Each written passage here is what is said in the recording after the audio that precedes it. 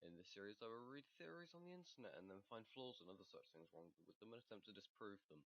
If I cannot find anything wrong with the theories, I will do little other than support it, as it will be most likely a legitimate theory. Now, this is a Unova theory, and let us just get started. Now, Unova is more advanced and richer than all the other regions to a point of gluttony and greed. It is my belief that it exploits the resources of other regions in order to maintain this standard. First, let's look at the regions other than Unova, starting with Kanto. This is the smallest of the regions. In fact, it seems so underdeveloped that it's currently supporting its maximum population. Notice how Kanto changed in the 3-year jump between the first and second generations. It gets the magnet train and the radio tower, yes, but the cities don't expand and no new developments are made. In fact, it gets smaller because Cinnabar Island was destroyed. This is an island city. It couldn't even afford the necessary evacuation equipment, and there were no boats at all. It's fully possible that everyone on the island died, and more than that, no reconstruction or restoration has taken place. Why not? Because Kanto is being forced to export all important resources to Unova. Furthermore, when a single part is stolen from the power plant, half of Kanto is shut down. This reveals two very astonishing factors about how improvised Kanto is. One, it apparently only has 2 power plants to support the entire region, and 2, it doesn't have the necessary resources to replace a single machine part.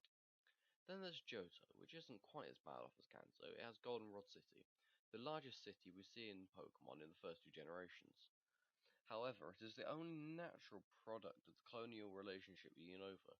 The city does in fact have sea access, even if we see no boats in the game, so Goldenrod likely became the home and hub of middleman traders from Unova. This makes sense, as Goldenrod, even in its name, has similarities to the extravagance seen in Unova. Third on the list, we have Hoenn. Hoenn most likely operates similarly to how the Hawaiian Islands were for the US. It provides tropical resources, and Unova has planned to convert it into a getaway resort. This is why the city of Lily Cove was founded in the first place. With its contest hall, mall, and hotels, it's a place for the rich of Unova to vacation. Further supporting this tropical island theory are the towns of Pacifidog and Lava Ridge, which are of little interest to the foreigners and are left undeveloped. Hoenn has 2 major port cities, Lily Cove, as previously mentioned, and Slateport. With boats that can travel to these 2 cities or out of the region.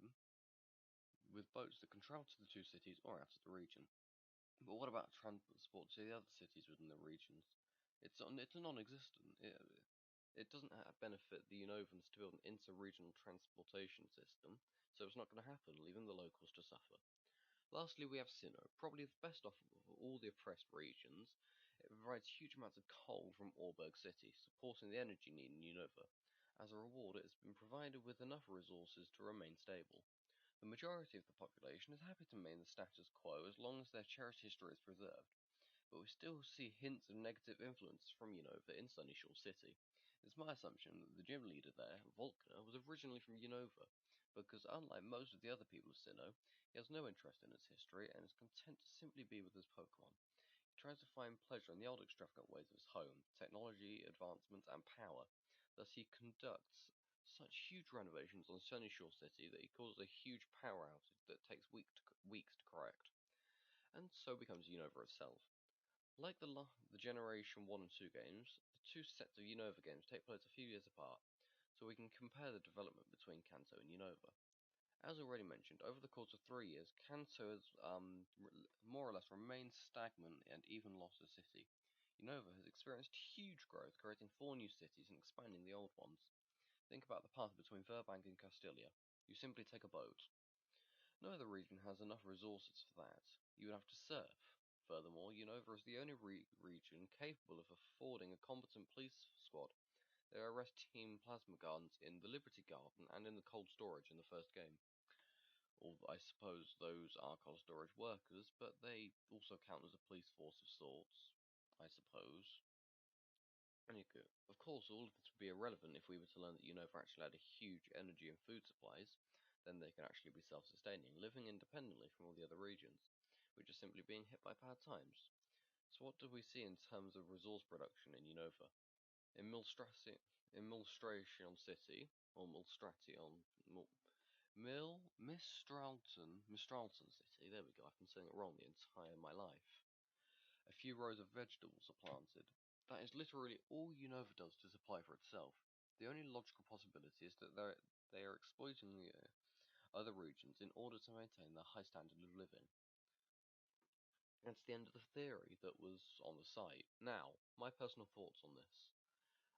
In my view, it seems that this is pretty accurate, as Unova was designed to be like America and is basically a copy of New York. This is shown in the Pokemon and in the fast food that is actually available, and whatnot, of course.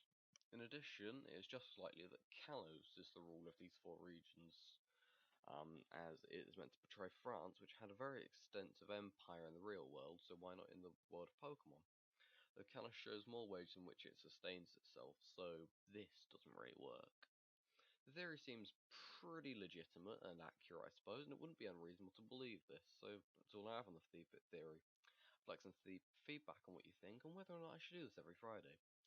You know, I found this pretty fun. I thought this was a very interesting theory, and it was about my favourite region. So yeah, let's see if we can get 2 likes by next Friday, and I'll upload the next one. Thank you for watching, and I will see you all next time. Bye bye. Don't forget to go and check out my Pokemon How to Use guides. We have some of the Unova Pokemon, and more of them will be coming out very soon. Thank you very much for watching. Don't forget to like, comment, and subscribe, and I will see you all next time. Bye bye.